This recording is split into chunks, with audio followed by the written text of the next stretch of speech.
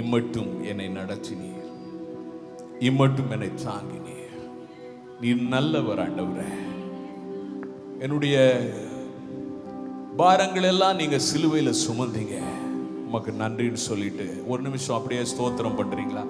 ஆண்டவர் நினைச்சு, அவர் செய்த நன்மைகளை நினைச்சு, என் தேவையெல்லாம் அறிந்து, நான் கேட்கறதுக்கு முன்னாடியே, வாயை விட்டு உமக்கு சொல்றதுக்கு முன்னாடியே எத்தனையோ தடவை என் தேவையை சந்திச்சிங்க. நினைக்காத நேரத்தில், நினைக்காத மனிதர்கள் மூலமா, நினைக்காத விதங்களில கர்த்தர் உங்கள் தேவைகளை சந்தித்தாரே. வியாதி நேரத்தில் மருத்துவராக வந்தீங்க, துக்க வேளையில் ஆறுதலாக வந்தீங்க, எல்லா நேரத்திலும் எல்லாமா இருந்தீங்க ஆண்டவரே.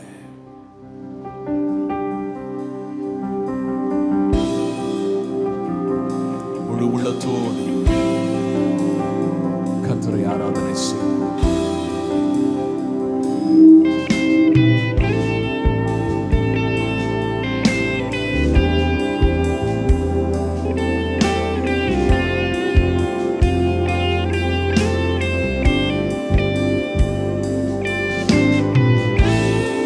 Worship you, Jesus. Thank you, Lord. நீங்க இல்லாம நாங்க வரலாண்டவரே. கிருபைக்காக ஸ்தோத்திரம். இம்மட்டும் என்னை நடத்தினீ, இம்மட்டும் என்னை தாங்கினீ. எந்தன் இயேசு நல்லவரே, அவர் என்றுமே போதுமானவர். எந்தன் இயேசு நல்லவரே, அவர் என்றுமே தேவ பிரசன்னத்தால் நம்மை நிரப்பிக் கொண்டிருக்கிறார். எந்தன் பாவ தன்மேலே ஏற்றுக்கொண்டு எனக்காய் குருசில் மரித்த எந்தன் இயேசு நல்லவரே. எனக்காய் குருசில் மரித்த, எனக்காய் மரித்த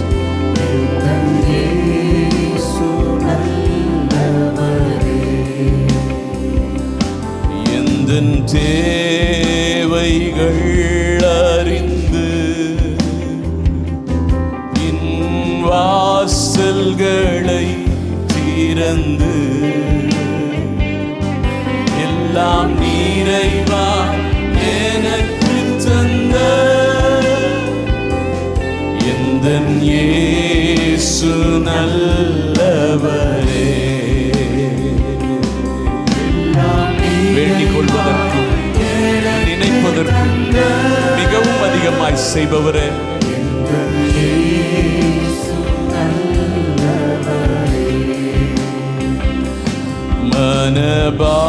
மனபாரத்தின் நேரத்தில், மனவேதனையின் வேளையில்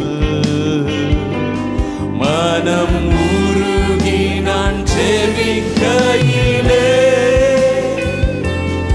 எந்தன் இயேசு நல்லவரே.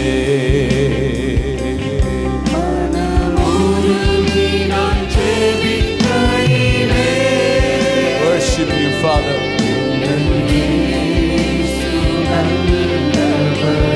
கைகளை உயர்த்தி சொல்லுவோமா? வியாதி நேரத்தில் மருத்துவரே, துக்க வேளையில் ஆறுதலே, ஓடும் வெயில் தனில் நிழலாவரே, எந்தன் இயேசு நல்லவரே. ஓடும் வெயில் தனில் நிழலாவரே, நிழல்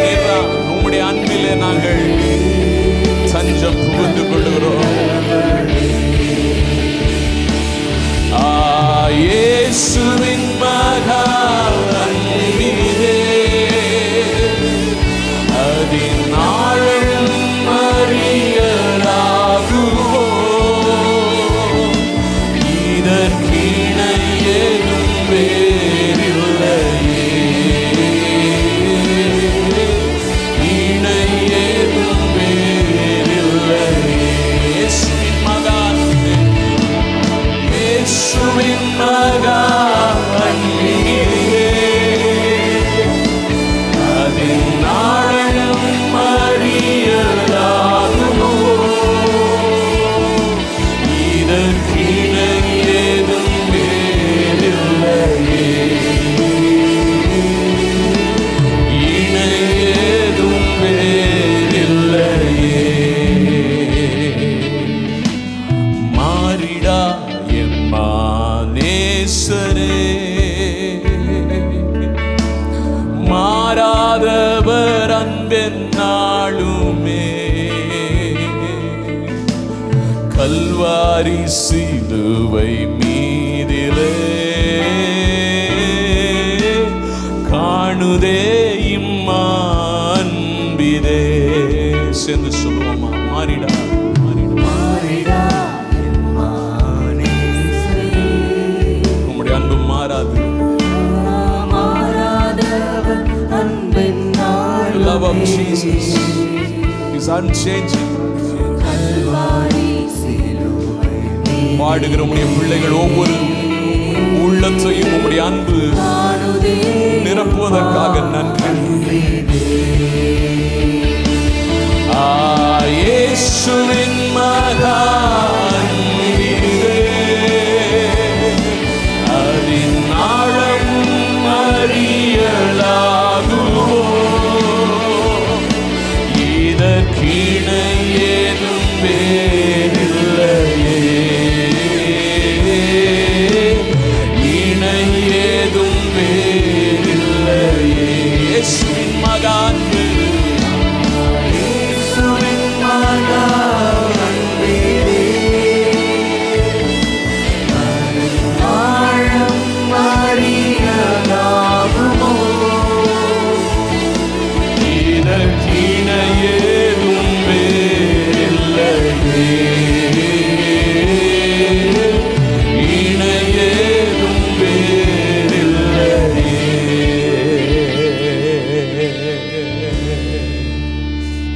Thank you Holy Spirit. அந்த அன்பிற்காக கரங்களை தட்டி ஆண்டவருக்கு நன்றி சொல்வோம்.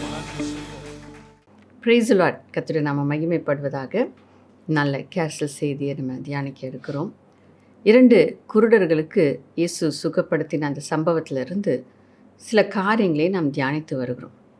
இந்த நாள்லையும் தொடர்ந்து நாம் அதை குறித்து தியானிக்க இருக்கிறோம். மத்தேயு 9ஆம் அதிகாரம் 27, 28 வசனங்களை நாம் வாசிக்க கேட்போம். இயேசு அவ்விடம் விட்டு போகையில் 2 குருடர் அவர் பின்னே சென்று, தாவீதின் குமாரனே, எங்களுக்கு இரங்கும் என்று கூப்பிட்டார்கள். அவர் வீட்டிற்கு வந்த பின்பு அந்த குருடர் அவரிடத்தில் வந்தார்கள். இயேசு அவர்களை நோக்கி, இதை செய்ய எனக்கு வல்லமை உண்டென்று விசுவாசிக்கிறீர்களா என்று கேட்டார். அதற்கு அவர்கள், ஆம், விசுவாசிக்கிறோம் ஆண்டவரே என்றார்கள். இந்த சம்பவத்தில் நாம் பார்க்கிற காரியம், அவர்கள் இயேசுவினிடத்தில் சுகத்தை பெற்றுக்கொள்ள வேண்டும் என்று சொல்லி அவர்கள் இயேசுவினிடத்தில் தாவீதின் குமாரனே எங்களுக்கு இரங்கும் என்று சொல்லி சத்தமாய் கூப்பிடுகிறதை நாம் பார்க்கிறோம். அப்போ அந்த இடத்துல அவர்கள் கூப்பிடுகிற அந்த சத்தத்துக்கு இயேசு செவி கொடுத்ததாக இந்த வேதத்தில் நாம் காண முடியவில்லை. ஆனால் இயேசு அவர் வீட்டுக்கு அவர் கடந்து சென்று விடுகிறதை நாம் பார்க்கிறோம். ஆனாலும் இந்த குருடர்கள் இயேசு தங்கியிருந்த அந்த வீட்டிற்கு அவர்கள் கடந்து போகிறார்கள். இந்த சூழ்நிலையை நம்ம யோசித்து பார்ப்போம். அவர்கள் இயேசுவினிடத்தில் அற்புதத்தை பெற்றுக்கொள்ள வேண்டும் என்று சொல்லி இயேசுவை நோக்கி கூப்பிடுகிறார்கள். நிச்சயமாக அவங்க கூப்பிட்ட சத்தம் இயேசுவுக்கு கேட்டிருக்கும். கேட்கும்படியாக தான் அவங்க கூப்பிட்ருப்பாங்க இல்லை, ஏனென்றால் அவர்களுக்கு சுகம் வேணும். அதனால் அவங்களுடைய சத்தம் அது நிச்சயமாய் கேட்கக்கூடிய அளவுக்கு இருந்திருக்கும். ஆனாலும் அந்த இடத்துல நம்ம பார்க்குறோம், இயேசு மறு உத்தரவு கொடுக்கவில்லை. இப்போ நமக்கு ஒரு கேள்வி உண்டாகலாம், ஏன் இயேசு அந்த இடத்துல அவங்களுக்கு மறு உத்தரவு கொடுக்கல? இதுக்கு முன்னாடி நம்ம பார்க்கும்போது ஜனங்கள் கூப்பிடும்போது கர்த்தர் அந்த இடத்துல நின்று இயேசு அவர்களுக்கு அற்புதத்தை செய்ததை நாம் பார்த்துருக்கோம், சுகத்தை கொடுத்துருக்கிறத நம்ம பார்க்குறோம். ஆனால் இந்த இடத்துல அவர் இவர்களுக்கு மறு உத்தரவு கொடுக்கவில்லை. காது கேளாதவர் போல் அவர் கடந்து போகிறதை நம்ம பார்க்குறோம். இந்த காரியம் அவருடைய வாழ்க்கையில் கொஞ்சம் கூட அவங்க விசுவாசத்தில் தளர்ந்து போவதற்கு இடம் கொடுக்கவில்லை என்பதை நாம் பார்க்கிறோம். சில நேரங்களில் நாம் சில ஜெபங்களை ஏறெடுக்கிறோம், ஆண்டவரிடத்தில் கேட்குறோம். அது காலதாமதம் ஆகும் பொழுது நாம் சோர்ந்து போய் விடுகிறோம். ஏன் எனக்கு பதில் இன்னும் வரல? ஏன் ஆண்டவர் எனக்கு பதில் கொடுக்க மாட்டேன்றார்? அவங்களுக்கு ஆண்டவர் பதில் கொடுத்துட்டார், அவங்க வாழ்க்கையில் ஆண்டவர் நன்மை செஞ்சுருக்கார், இன்னும் எனக்கு ஏன் இன்னும் பதில் வரல? ஸோ இப்படிப்பட்ட கேள்விகள் நமக்கு உண்டாகலாம். ஆனால் இந்த இடத்துல நாம் புரிந்து கொள்ள வேண்டிய காரியம், இயேசு எல்லாருக்கும் பதில் கொடுக்கணும் என்று அவர் விரும்புகிற தேவன். எல்லாருக்கும் நன்மை செய்ய வேண்டும் என்று அவர் விரும்புகிற தேவன். அப்படின்னா ஏன் இந்த இடத்துல ஆண்டவர் பதில் கொடுக்கல? நாம் சிந்திக்கும்போது சில காரியங்களை இதிலேருந்து நம்ம கற்றுக்கொள்ள போகிறோம். அப்போ இந்த இடத்துல சில ஜெபங்களுக்கு பதில் காலதாமதம் ஆவதற்கு காரணம், இயேசு நம்முடைய வாழ்க்கையில் சில காரியங்களை அவர் உறுதிப்படுத்த விரும்புகிறார். இல்லை என்றால் சில காரியங்களை நமக்குள்ளே உருவாக்க விரும்புகிறார்.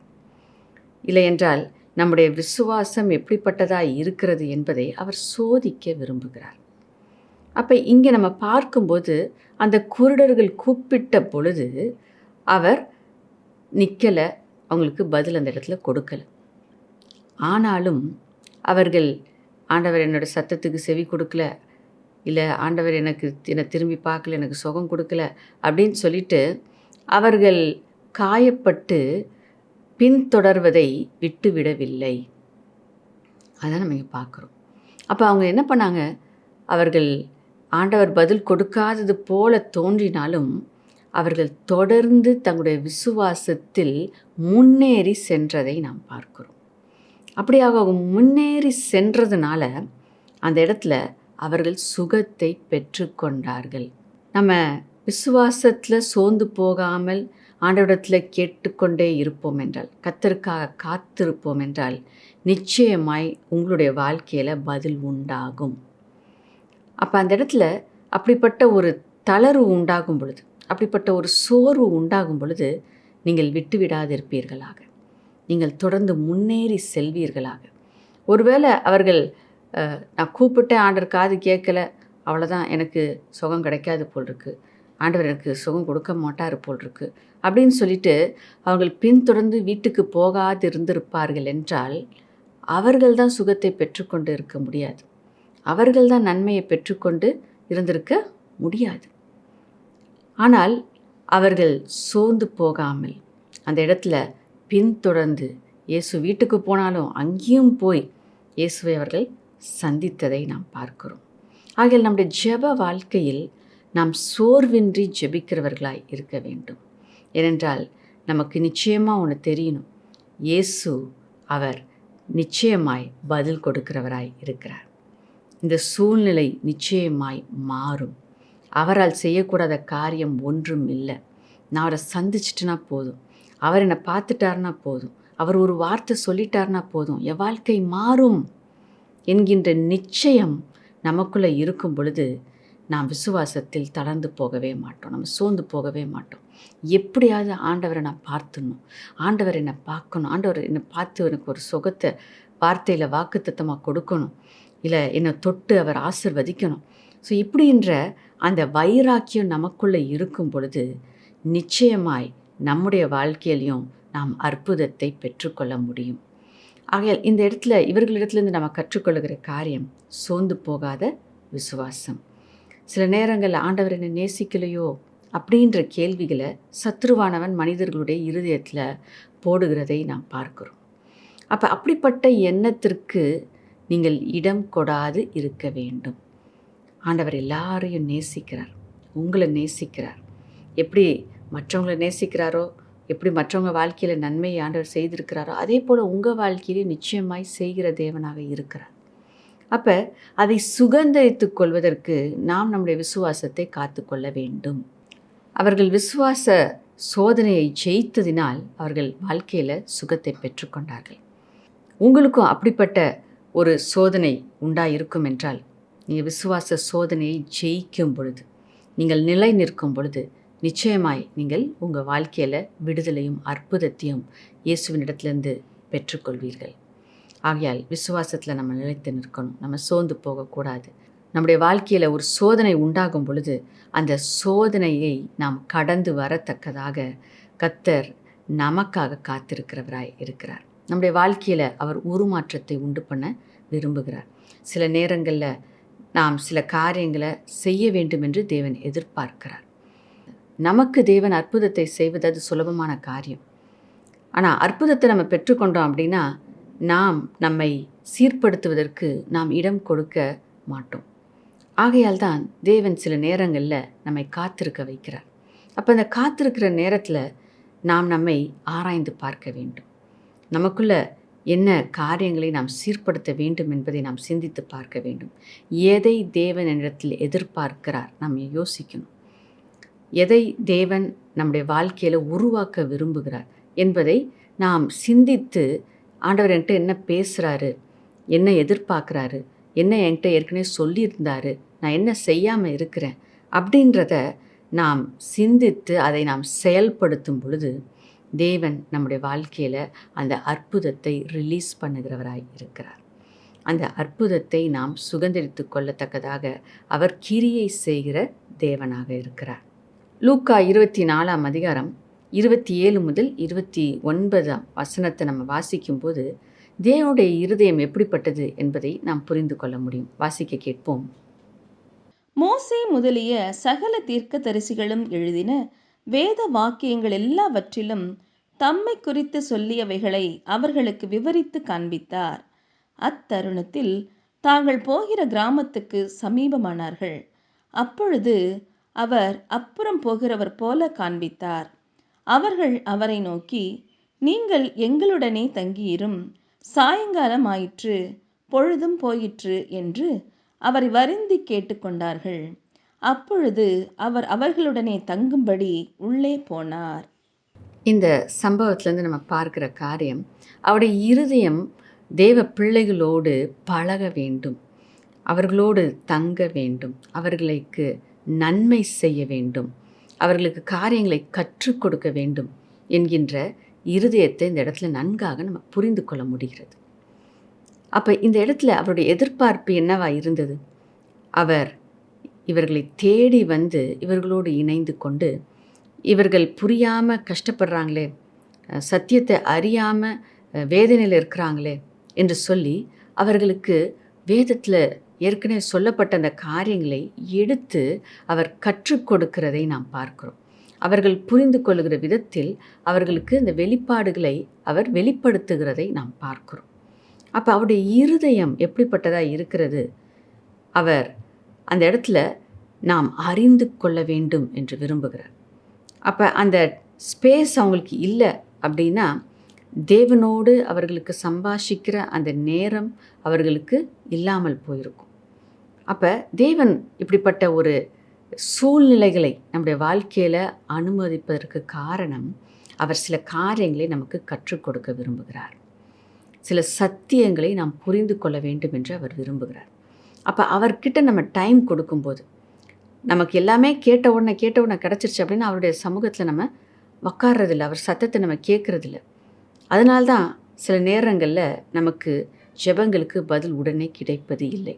அவருடைய பாதத்தில் உக்காரணும், அவருடைய சத்தத்தை கேட்கணும் அப்படின்னு அவர் விரும்புகிறார். அவர் காரியங்களை நமக்கு கற்றுக் கொடுக்க விரும்புகிறார்.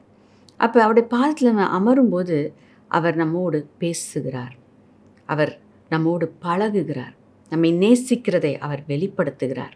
அந்த அனுபவம் அது நமக்கு மிகவும் தேவையான ஒரு அனுபவமாய் இருக்கிறது. இந்த அனுபவம் நம்முடைய வாழ்க்கையில் இருக்கும் பொழுது தேவன் நம்முடைய ஜெபங்களுக்கு பதிலை கொடுப்பது நிச்சயம். ஏனென்றால் தேவன் நம்மோடு ஐக்கியப்பட விரும்புகிறார். இப்போ இந்த இடத்துல நம்ம பார்க்கும்போது அவர் அப்புறம் போகிறது போல தன்னை காண்பித்தார் என்று சொல்லி நம்ம பார்க்குறோம். அப்படின்னா அவருடைய இருதயம் எப்படிப்பட்டதாக இருந்துச்சு? இவங்களோட தங்கணும், இவங்களோட இன்னும் அதிக நேரம் செலவிடணும் அப்படின்றதான் அவருடைய இருதயத்தின் ஏக்கமாக இருந்தது. ஆனாலும் இவர்கள் இயேசுவை அந்த இடத்துல வருந்தி கூப்பிட்டதுனால தான் இயேசு அவர்களோடு தங்கினதை நாம் பார்க்கிறோம். அப்போ இன்றைக்கும் தேவன் நம்மோடு பழகணும், நம்மோடு நேரத்தை செலவிடணும், நம்மோடு ஐக்கியப்பட வேண்டும் என்று அவர் இருதயம் வாஞ்சிக்கிறது. ஆனால் நாம் அவரை வருந்தி அழைக்கும் போது தான் அவர் நம்மிடத்தில் வருகிறார், நம்மோடு பேசுகிறார், நமக்கு காரியங்களை கற்றுக் கொடுக்கிறவராய் இருக்கிறார். அப்போ நம்ம அனுமதி கொடுக்கணும், நம்ம வாஞ்சித்து அவரை கூப்பிடணும், அவரை நம்ம வரவேற்கணும், அவரோடு பேசுவதற்கு, அவரோடு பழகுவதற்கு நாம் இடம் கொடுக்க வேண்டும். நாம் அழைக்கும்போது அவர் நம் பட்சத்தில் வருகிறவராய் இருக்கிறார். நாம் கேட்கும் பொழுது அவர் நமக்கு காரியங்களை வெளிப்படுத்தி கற்றுக் கொடுக்கிறவராய் இருக்கிறார்.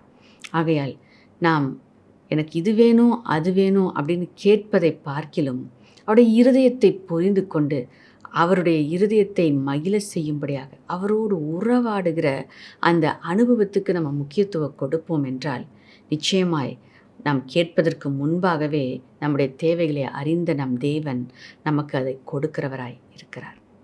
ஆகையால் நாம் இந்த இடத்துல புரிந்து கொள்ள வேண்டிய ஒரு காரியம் என்னென்று சொல்லி பார்க்கும் பொழுது, நம்ம கேட்டால் கொடுத்துக்கிட்டே இருக்கிற ஒரு மிஷினை போல நாம் ஆண்டவரை பார்க்கக்கூடாது. ஏடிஎம் கார்டை போய் போட்டோம் அப்படின்னா அது பணத்தை கொடுக்குது. அப்போ தேவைப்படும் போதெல்லாம் கார்டை போட்டால் பணம் வரும், அப்படி அல்ல. அப்போ இயேசு அவர் உணர்வுள்ளவராய் இருக்கிறார், நம்மை போல உணர்வுகள் உள்ளவராய் இருக்கிறார். ஆதியாகமம் 1ஆம் அதிகாரம் 26-27 வசனங்களை நாம் வாசிக்க கேட்போம். பின்பு தேவன் நமது சாயலாகவும் நமது ரூபத்தின்படியேயும் மனுஷனை உண்டாக்குவோமாக, அவர்கள் சமுத்திரத்தின் மச்சங்களையும் ஆகாயத்து பறவைகளையும் மிருக ஜீவன்களையும் பூமி அனைத்தையும் பூமியின் மேல் ஊறும் சகல பிராணிகளையும் ஆளக்கடவர்கள் என்றார். தேவன் தம்முடைய சாயலாக மனுஷனை சிருஷ்டித்தார், அவனை தேவ சாயலாகவே சிருஷ்டித்தார், ஆணும் பெண்ணுமாக அவர்களை சிருஷ்டித்தார். அப்போ இங்கே நம்ம பார்க்குறோம், அவர் மனுஷனை சிருஷ்டிக்கும் போது அவருடைய சாயலாகவும் அவருடைய ரூபத்தின்படியும் சிருஷ்டிப்போம் என்று சொல்லி அவருடைய சாயலாகவே சிருஷ்டித்தார் என்று சொல்லி நம்ம பார்க்குறோம். அப்படின்னா அவருடைய சாயல் அப்படின்னு பார்க்கும்போது அவரை போலவே நம்மை சிருஷ்டித்திருக்கிறார். அப்படின்னும் போது நமக்கு எப்படி உணர்வுகள் இருக்கிறதோ அதே போல் அவருக்கும் உணர்வுகள் இருக்கிறது என்பதை நாம் புரிந்து கொள்ள வேண்டும். ஏன்னா அவரை போல தான் நம்மளை சிருஷ்டித்திருக்கார். அவருக்கு இருக்கிற உணர்வுகள் தான் இன்றைக்கி நமக்கும் இருக்கிறது. நாம் நம்மை மற்றவர்கள் நேசிக்கணும்னு நம்ம நினைக்கிறோம், நம்மளை பார்த்தா பேசணும் நம்ம யோசிக்கிறோம், நம்மளோடு நேரம் ஸ்பெண்ட் பண்ணணும் அப்படின்னு நம்ம யோசிக்கிறோம். அதே உணர்வுகள் தான் ஆண்டவருக்கும் உண்டு. ஏனென்றால் அந்த உணர்வுகளை தான் அவருக்குள்ளே இருக்கிற அந்த உணர்வுகளை கொண்டு தான் அதே உணர்வுகளை நமக்கும் கொடுத்து உருவாக்கி இருக்கிறார். அப்படின்னா நான் கேட்கும்போதெல்லாம் ஆண்டவர் கொடுக்குற ஒரு கருவியாக, ஒரு மிஷினாக நான் ஆண்டவரை பார்க்கக்கூடாது. அவருக்கு உணர்வுகள் உண்டு, அவருக்கும் அவரையும் நேசிக்கணும், என்ன நேசிக்கணும் ஜனங்கள் அப்படின்ற அந்த வாஞ்சை உண்டு என்பதை நாம் அறிந்து செயல்பட வேண்டும். எப்படி நம்மளை நேசிக்கணும் அப்படி நம்ம விரும்புகிறோம் இல்லைங்களா, அதே போல் அவரும் அந்த அன்புக்காக அவர் இயங்குகிறவராய் இருக்கிறார். அவர் நம்மை நேசிக்கிறார். அப்போ ஒருத்தங்க மாத்திரம் நேசிச்சுட்டே இருந்து மற்றவங்க அவங்க அன்பை வெளிப்படுத்தவே இல்லை அப்படின்னா அது எப்படி இருக்கும்? அந்த உறவு எவ்வளோ நாள் நீடிக்கும்?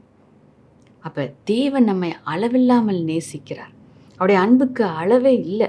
அவர் தன்னுடைய ஜீவனே நமக்காக கொடுத்திருக்கார், தன்னுடைய அன்பை வெளிப்படுத்தும்படியாக.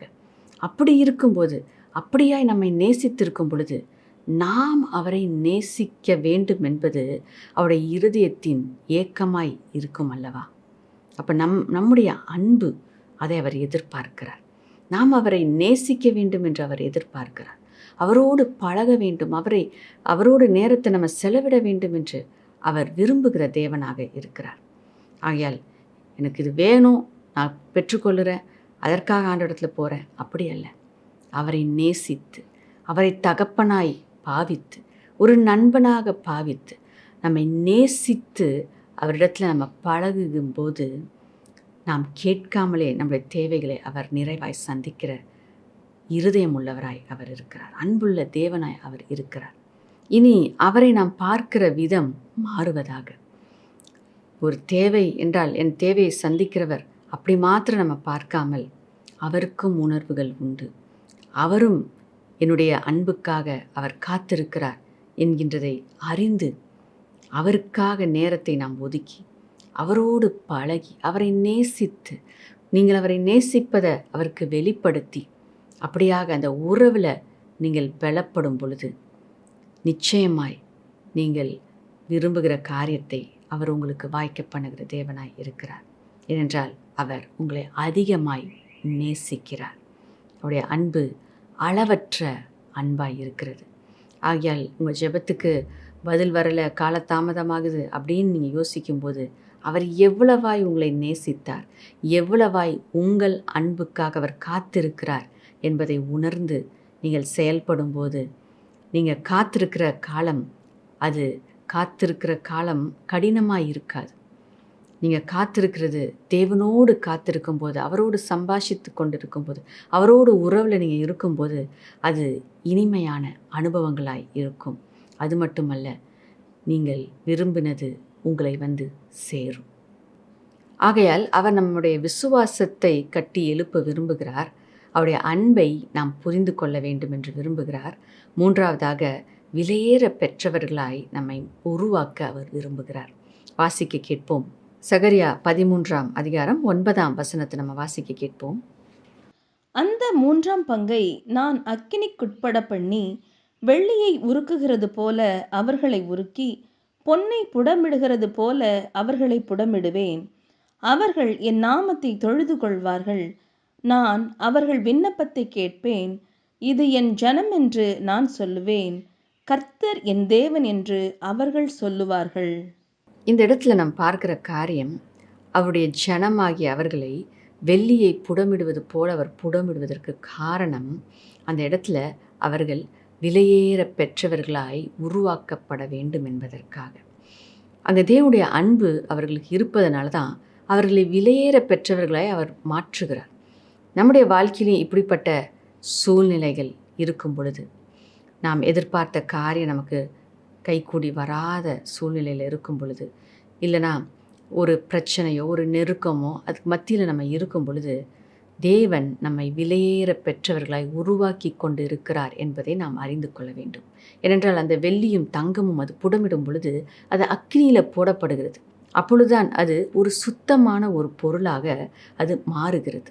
அதுபோல தான் நம்மையும் தேவன் பரிசுத்தப்படுத்தும்படியாக, தேவையற்ற காரியங்களை நம்மை விட்டு விலக்கும்படியாக, விலையேற பெற்றவர்களை நம்மை மாற்றும்படியாக, இப்படிப்பட்ட சூழ்நிலைகள் மூலமாக, இது அக்னியில் எப்படி அந்த வெள்ளியும் பொன்னும் கடந்து வருதோ அதுபோல் நாம் சூழ்நிலை மூலமாக தேவன் நம்மை கடந்து வர செய்யும் பொழுது, நம்மிடத்தில் இருக்கிற தேவையற்ற காரியங்கள் எல்லாம் நம்மை விட்டு விலகி நாம் சுத்தமாய் பரிசுத்தமாய் விலையேற பெற்றவர்களாய் அது நம்மை உருவாக்க தேவன் நமக்கு அந்த தருணங்களை கொடுக்கிறார்.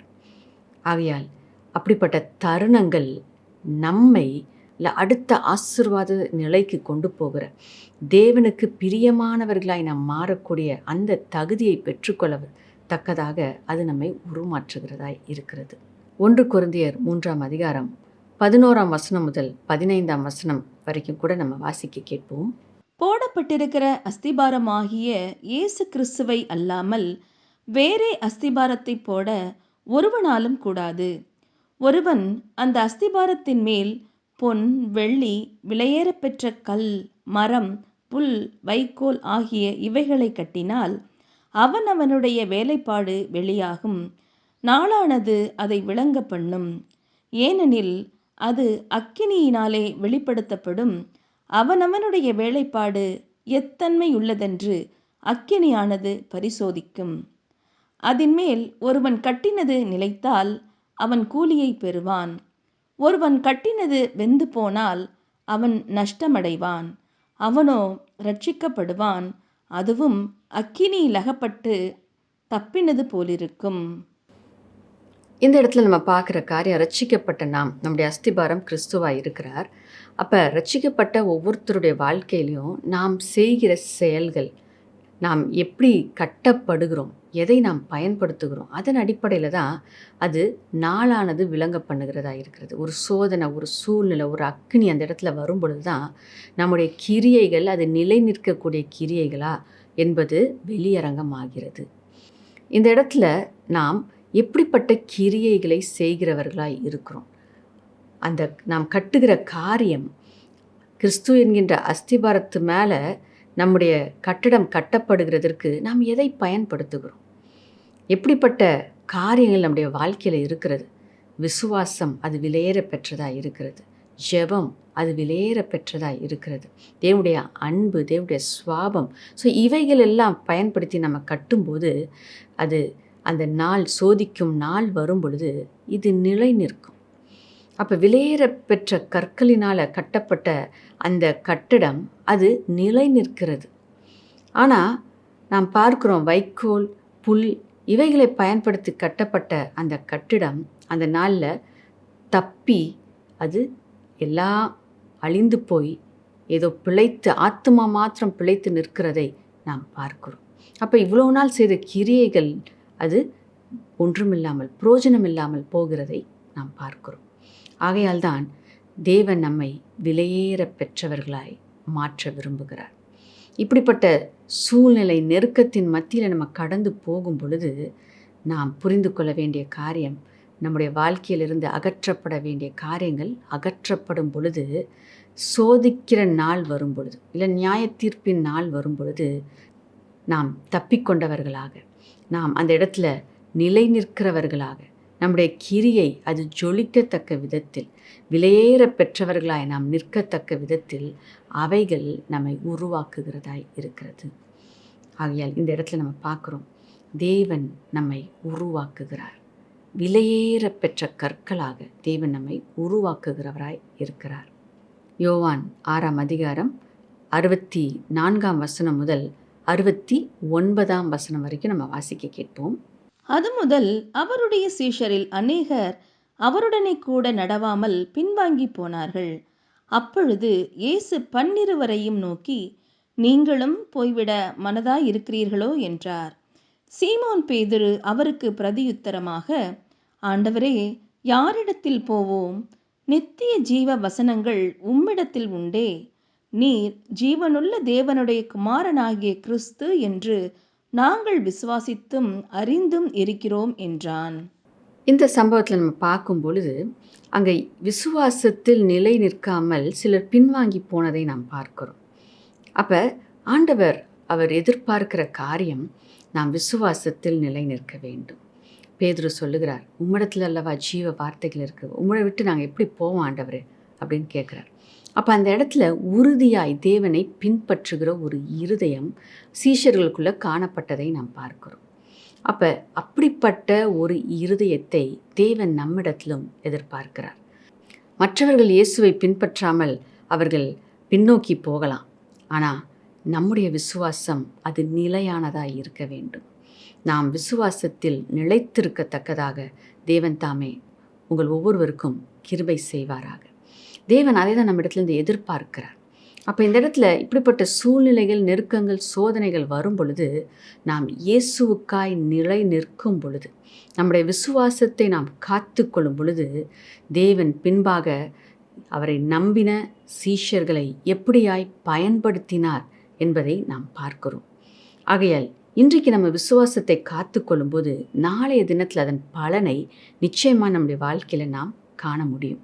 இந்த 2 குருடர்களும் அவர்கள் விசுவாசத்தில் தளர்ந்து போகவில்லை. அவர்கள் ஜெபிப்பதை நிறுத்திவிடவில்லை. அவர்கள் கூப்பிட்டார்கள், ஆண்டவர் காது கேவலாதவர் போல் அவர் கடந்து சென்று விட்டார். ஆனால் பின்தொடர்ந்து போய் வீட்டு வரைக்கும் போய் வீட்டில் போய் இயேசுவை மீண்டுமாய் அவர்கள் கேட்டார்கள். அப்போ ஜெபத்தில் அவர்கள் சோர்ந்து போகவில்லை, விசுவாசத்தில் அவர்கள் சோர்ந்து போகவில்லை, அவர்கள் முன்னேறி சென்றார்கள். அதன் மூலமாக தான் அவங்க வாழ்க்கையில் அற்புதத்தை பெற்றுக்கொண்டார்கள். நாமும் கூட ஜெபிப்பதில் சோர்ந்து போகாமல் இருப்போமாக, விசுவாசத்தில் தளர்ந்து போகாமல் இருப்போமாக. நம்முடைய நம்பிக்கை கிறிஸ்துவின் மேல், அவரே என்னுடைய அஸ்திபாரம் என்பதை உணர்ந்து அவரை நாம் பற்றி கொள்ளும்போது அவர் நம்மை உருவாக்குகிறவராய் இருக்கிறார். விலையேற பெற்றவர்களாய் அவர் நம்மை மாற்றுகிறவராய் இருக்கிறார்.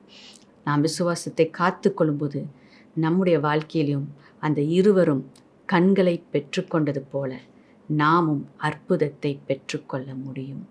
ஆகையால் விசுவாசத்தில் நாம் சோர்ந்து போகாமல் இருக்க வேண்டியது அவசியமாய் இருக்கிறது. அங்கே இயேசு அவர்களை பார்த்து கேட்கிற காரியம் மத்தேயு 9ஆம் அதிகாரத்தில் 28, 29 மீண்டுமாய் வாசிக்க கேட்போம். அவர் வீட்டிற்கு வந்த பின்பு அந்த குருடர் அவரிடத்தில் வந்தார்கள். இயேசு அவர்களை நோக்கி, இதைச் செய்ய எனக்கு வல்லமை உண்டென்று விசுவாசிக்கிறீர்களா என்று கேட்டார். அதற்கு அவர்கள், ஆம், விசுவாசிக்கிறோம் ஆண்டவரே என்றார்கள். அப்பொழுது அவர்களுடைய கண்களை அவர் தொட்டு, உங்கள் விசுவாசத்தின்படி உங்களுக்கு ஆகக்கடவது என்றார். நம்முடைய விசுவாசத்தை நாம் வார்த்தையினால் வெளிப்படுத்த வேண்டும். நம்முடைய கிரியைகளினால் நாம் வெளிப்படுத்த வேண்டும். நாம் அதை வெளிப்படுத்தும் போது தான் நாம் விசுவாசிக்கிற அந்த காரியம் நமக்கு கைகூடி வரும். ஏனென்றால் நம் விசுவாசத்தை அறிக்கை செய்யும் பொழுது, இந்த இடத்துல இயேசு அங்கே அவர்களை பார்த்து கேட்குறார். இவ்வளோ சேலஞ்சஸ் அவங்க கடந்து வந்திருக்கிறாங்க. விசுவாசத்தில் தளர்ந்து போகாமல் எப்படியும் நான் இயேசுக்கிட்ட அற்புதத்தை பெற்றுக்கொள்வேன் அப்படின்னு அவங்க வந்து நிற்கிறாங்க. ஆண்டவராகிய இயேசு, நீங்கள் விசுவாசிக்கிறீங்களா அப்படின்னு கேட்ட பொழுது அவங்களுடைய விசுவாசத்தை அவர்கள் அறிக்கை செய்தார்கள். அவர்கள் பேசினார்கள். அவங்க இருதயத்தில் இருக்கிற அந்த விசுவாசத்தை அவர்கள் வெளிப்படுத்தினார்கள். அப்போ அந்த வெளிப்படுத்தின பொழுது ஆண்டவர் சொன்னார், உங்கள் விசுவாசத்தின்படியே உங்களுக்கு ஆகக்கடவுது என்று சொல்லி அதை சுகப்படுத்தினதை நாம் பார்க்கிறோம். அப்படி இருதயத்தில் இருக்கிற விசுவாசம் அது வார்த்தையினால் வெளிப்படும் பொழுது அது அற்புதமாய் மாறுகிறது. நீங்கள் விசுவாசிக்கிறதை நீங்கள் அறிக்கை செய்யும் பொழுது உங்கள் வாழ்க்கையில் அது நிச்சயமாய் நிறைவேறும். ஆண்டவராகிய இயேசு அதை உங்கள் வாழ்க்கையில் அவர் நிறைவேற்றுவார். அது மட்டுமல்ல, ஆண்டவராகிய இயேசு நீங்கள் விசுவாசிக்கிறீங்களா அப்படின்னு கேட்குறதற்கு இன்னொரு காரணமும் உண்டு. ஏன் அவருக்கு இருதயத்தில் என்ன நினைக்கிறாங்க அப்படின்றத இயேசுவால் புரிந்து கொள்ள முடியும், அறிந்து கொள்ள முடியும். அப்போ ஏன் அவர் கேள்வி கேட்கணும்? அப்போ அந்த இடத்துல பார்க்குறோம், அவர்கள் வாயை திறந்து அறிக்கை செய்ய வேண்டியது அவசியமாக இருந்தது. அதே நேரத்தில் அவரும் அந்த வார்த்தைகளை கேட்பது அவரை பலப்படுத்தியதாய் இருந்தது. அப்போ இந்த ஜனங்கள் என்னை விசுவாசித்து இவ்வளோ தூரம் இவ்வளோ சூழ்நிலையை கடந்து அவங்க வந்திருக்கிறாங்களே, அவங்க விசுவாசிக்கிறேன் அப்படின்னு அந்த சொல்லுகிற அந்த வார்த்தையை அவர் கேட்ட பொழுது அவருக்குள்ள அவர்களுக்கு நான் நிச்சயமாய் அற்புதத்தை செய்ய வேண்டும் என்கின்ற ஒரு உணர்வு உண்டாகிறதை நாம் பார்க்கிறோம். அந்த இடத்துல பார்க்குறோம். அதுக்கு முன்பாக பார்க்கும்போது அநேக ஊழியங்களை செய்து இயேசு அங்கே டயர்டாக வீட்டுக்கு வரார். அப்போ அந்த சூழ்நிலையில் அவருக்கு ஒரு உற்சாகம் தேவைப்படுகிறது. அவர் அற்புதங்களை தொடர்ந்து செய்வதற்கு அவருக்குள்ள ஒரு பலன் தேவைப்படுகிறது. அப்போ நம்ம புரிந்து கொள்ள வேண்டிய காரியம், நமக்கு ஊழியம் செய்கிறவர்கள், நமக்காக பாரப்படுகிறவர்கள், ஆவிக்குரிய வாழ்க்கையில் நம்மை வழி நடத்துகிறவர்கள், அவர்களுக்கும் உற்சாகம் தேவை. அவர்களுக்கு நாம் உற்சாகப்படுத்துகிற வார்த்தைகளை நாம் பேச வேண்டும். அவர்கள் வல்லமையான அபிஷேகம் உள்ளவங்க, அவங்க வல்லமையான கிரியையை செய்கிறாங்க, எனக்கு நன்மை கிடச்சிருக்கு, அவர்கள் மூலமாக நான் அற்புதத்தை பெற்றுக்கொண்டு இருக்கிறேன் அப்படின்போது அவர்களுக்கு நான் உற்சாகப்படுத்த வேண்டுமா அப்படின்னு நீங்கள் யோசிக்க வேண்டிய அவசியம் இல்லை. ஏனென்றால் அது ஒவ்வொருவருக்கும் அது தேவையாய் இருக்கிறது. அவர்களுக்கு உற்சாகப்படுத்தும் வார்த்தைகளை நாம் அவர்களுக்கு பேச வேண்டும். உங்களால் நான் இந்த அற்புதத்தை பெற்றுக்கொண்டேன், ஆண்டவரிடத்துலேருந்து இந்த அற்புதத்தை நீங்கள் எனக்கு பெற்றுக் கொடுத்தீங்க அப்படின்னு சொல்லும்போது அவர்களுடைய பிரயாசத்துக்கு பலன் உண்டாகிறது என்பதை அவர்கள் அறிந்து கொள்ளும்போது அவர்களுக்காக தேவன் வைத்திருக்கிற அந்த ஓட்டத்தை அவர்கள் தொடர்ந்து ஓடுவதற்கு அது ஒரு பலனாய் மாறுகிறது. இந்த இடத்துல இயேசு அது கேட்டதற்கு ஒரு காரணம், அவங்க அறிக்கை பண்ணணும், அவங்க ஆசீர்வாதத்தை பெற்றுக்கொள்ளணும். அதே நேரத்தில் அந்த சோர்ந்து போன நேரத்தில் அவர்களுக்கு அற்புதத்தை செய்வதற்கு இப்படிப்பட்ட ஒரு உற்சாகப்படுத்துகிற ஒரு வார்த்தை அவருக்கும் தேவையாக இருந்தது. தொடர்ந்து பிதாவானவர் இயேசுவுக்கு வைத்திருந்த ஊழியத்தை செய்வதற்கு அந்த வார்த்தை ஒரு பலனாக இயேசுவுக்கு இருந்ததை நாம் பார்க்கிறோம். ஆகையால் நாம் மற்றவர்களை உற்சாகப்படுத்துகிறவர்களாக நாம் பெற்றுக்கொண்ட நன்மையை நம்ம பகிர்ந்து கொள்ளலாம். அதே நேரத்தில் மற்றவருடைய விசுவாசத்தை கட்டி எழுப்ப தேவன் அவர்களுக்கு கொடுத்த ஓட்டத்தை தொடர்ந்து ஓடுவதற்கு ஏதுவான விசுவாச வார்த்தைகளை, உற்சாகப்படுத்துகிற வார்த்தைகளை பேசும்படியாக கர்த்தர் உங்களை வாயை நன்மையான வார்த்தையினால் அவர் நிரப்புவாராக. நீங்கள் அநேகருக்கு ஆசீர்வாதமாய் மாறுவீர்களாக. நீங்கள் அறிக்கை செய்வதனால் நீங்கள் மாத்திர நன்மையை பெற்றுக்கொள்ளப் போவது இல்லை, மற்றவர்களையும் பலப்படுத்த போகிறீங்க. ஆகையால் விசுவாசமான வார்த்தைகளை பேசுங்க, நம்பிக்கையை கொடுக்கக்கூடிய வார்த்தைகளை பேசுங்க. அது உங்களுக்கு மாத்திரம் நம்பிக்கையை கொடுக்கறது இல்லை, மற்றவர்களுக்கும் அது நம்பிக்கையை உண்டு பண்ணுகிற வார்த்தைகளாய் இருக்கிறது. அது மிகவும் அவசியமான ஒரு காரியமாய் இருக்கிறது. ஆகையால் சூழ்நிலையின் மத்தியில், நெருக்கத்தின் மத்தியில் விசுவாசத்தில் சோர்ந்து போகாமல் நீங்கள் விசுவாச வார்த்தைகளை பேசும்போது உங்களுடைய சூழ்நிலை மாறும். அதை பார்க்கிற ஜனங்கள் அவர்களுடைய சூழ்நிலையும் மாறத்தக்கதாக அவர்களுடைய விசுவாசமும் பலப்படும். அது மட்டுமல்ல, நம்மை நேசிக்கிறவர்கள், நமக்காக பிரயாசப்படுகிறவர்கள் சோர்ந்து போகாமல் தொடர்ந்து இன்னும் அநேகருக்கு ஆசீர்வாதமாய் இருக்கும்படியாக உங்களுடைய விசுவாச வார்த்தைகள் அவசியமாய் இருக்கிறது. ஆகையால் இந்த நாளில் ஒரு தீர்மானத்தை நம்ம எடுப்போம். நாம் விசுவாச வார்த்தைகளை பேசும்படியாக, சோர்ந்து போகாமல் விசுவாசத்தில் நிலை நிற்கும்படியாக, காத்திருக்கும் நேரத்தில் கர்த்தர் எதற்காக இந்த நேரத்தை கொடுத்திருக்கிறார் என்பதை உணர்ந்து நம்மை உருமாற்றி கொள்ளும்படியாக. இயேசு அவரும் நம்மை போல உணர்வுள்ளவராய் இருக்கிறார். அவரும் நம்மை அன்புக்காக அவர் காத்திருக்கிறார் என்பதை அறிந்து அவரை நேசிக்க ஒரு தீர்மானத்தை நாம் எடுப்போமா? ஆண்டவரை நோக்கி நாம் பார்க்கலாம். ஸ்தோத்திரம் அப்பா, உமக்கு நாங்கள் நன்றி செலுத்துகிறோம் அப்பா. உங்களுடைய கிருபைகளுக்காக நாங்கள் நன்றி செலுத்துகிறோம் அப்பா. இந்த நாளில் நாங்கள் கற்றுக்கொண்ட காரியத்தை நாங்கள் எங்கள் வாழ்க்கையில் செயல்படுத்த எங்களுக்கு நீங்கள் உதவி செய்யுங்கப்பா. நீர் எங்களை நேசிக்கிறீர், உங்களுடைய அன்பு மாறாதது என்பதை நாங்கள் அறிந்து கொள்ள நீர் எங்களுக்கு உதவி செய்வீராக. அதே நேரத்தில் நீர் எங்கள் அன்புக்காக காத்திருக்கிறீர் என்பதை நாங்கள் உணர்ந்தவர்களாக உம்மை நேசிக்க இந்த நேரத்தில் ஒரு தீர்மானத்தை எடுக்கிறோம். உம்மோடு நேரத்தை செலவிட ஒரு தீர்மானத்தை நாங்கள் எடுக்கிறோம் அப்பா. அப்படியாக தீர்மானம் எடுக்கிற ஒவ்வொருத்தருடைய வாழ்க்கையிலையும் அப்பா கர்த்தாவே உம்முடைய அன்பு அளவில்லாமல் ஊற்றப்படுவதாக, அவர்கள் உம்மை நேசிக்க எடுக்கிற பிரயாசத்தை நீங்கள் ஆசீர்வதிப்பீராக. காத்திருக்கிற காரியங்களில் பதில் உண்டாகட்டும், ஜெபங்களுக்கு பதில் உண்டாகட்டும், நீர் நன்மை செய்வீராக அப்பா. எப்படி அப்பா அந்த 2 குருடர்களும் காத்திருந்து சோர்ந்து போகாமல் விசுவாசத்தில் நிலை நின்று அற்புதத்தை பெற்றுக்கொண்டார்களோ, அதே போல விசுவாசத்தில் நிலை நிற்கிற ஒவ்வொருவருக்கும் நீர் அற்புதத்தை செய்வீராக. உமக்காக வைராக்கியமாய் காத்திருக்கிறவர்களுடைய வாழ்க்கையில நன்மை உண்டாகட்டும், அற்புதங்கள் நடக்கட்டும் அப்பா. நீர் அப்படிப்பட்ட கிரியைகளை செய்கிறதற்காக நாங்கள் நன்றி செலுத்துகிறோம் அப்பா. அப்பா விசுவாச வார்த்தைகளை பேசி அப்பா ஆசீர்வாதத்தை சுகந்தரித்துக் கொள்கிற கிருபையை ஒவ்வொருவருக்கும் நீர் கொடுப்பீராக. விசுவாச வார்த்தைகள் மூலமாக மற்றவர்களை உற்சாகப்படுத்துகிற கிருபையும் நீர் கொடுப்பீராக. அப்படியாக கர்த்தாவே உம்முடைய கிருபையினால ஒவ்வொருவரையும் நிரப்புகிறதற்காக நன்றி செலுத்துகிறோம். இந்த நாளில் உம்முடைய வார்த்தை கேட்ட ஒவ்வொருத்தரும் தங்களுடைய வாழ்க்கையில அற்புதத்தை காண நீர் உதவி செய்வீராக. கேட்ட வார்த்தைகளின்படி வாழ உதவி செய்வீராக. நீர் செய்கிறதற்காக நாங்கள் நன்றி செலுத்துகிறோம், உம்மை உயர்த்துகிறோம், உம்மை போற்றுகிறோம், உம்மை நாங்கள் நேசிக்கிறோம் என்பதை நாங்கள் அறிக்கை செய்கிறோம் அப்பா. எங்கள் உள்ளத்திலிருந்து கர்த்தாவே உங்களை நாங்கள் நேசிக்கிறோம் அப்பா. உங்களுடைய நன்மையை நாங்கள் பெற்றுக்கொண்டவர்களாய் இருக்கிறோம். உங்களுடைய இருதயத்தை புரிந்து கொண்டவர்களாய் நாங்கள் இருந்து உம்மை நாங்கள் போற்றுகிறோம் அப்பா. எல்லாவற்றையும் நீர் நன்மைக்கு ஏதுவாய் செய்வீர் என்ற நிச்சயத்தோடு உமக்கு நாங்கள் நன்றி சொல்லுகிறோம் அப்பா. காத்திருக்கிறவர்களும் அப்பா நிச்சயமாய் தேவன் எனக்கு நன்மை செய்வார் என்று சொல்லி அப்பா இருதயத்திலிருந்து நன்றி பலிகளை ஏறெடுக்கத்தக்கதாக நீர் இந்த நாள் இடைப்பட்டதற்காக நன்றி செலுத்துகிறோம். உம்மை நாங்கள் துதிக்கிறோம், போற்றுகிறோம் அப்பா. உம்மை நாங்கள் நேசித்து மகிழ்கிறோம். உமக்கே நாங்கள் அப்பா ஆராதனைகளை ஏறெடுக்கிறோம் அப்பா. நீர் பாத்திரராய் இருக்கிறீர், உம்மை நாங்கள் உயர்த்துகிறோம். நீர் மகிமைப்படுவீராக. இயேசுவின் நாமத்தில் பிதாவே, ஆமென். நாம் சேர்ந்து சொல்லலாம். என் ஆத்துமாவே கர்த்தரை ஸ்தோத்திரி, என் முழு உலமே அவருடைய பரிசுத்த நாமத்தை ஸ்தோத்திரி. என் ஆத்துமாவே கர்த்தரை ஸ்தோத்திரி, அவர் செய்த சகல உபகாரங்களையும் மறவாதே. ஆமென். God bless you all.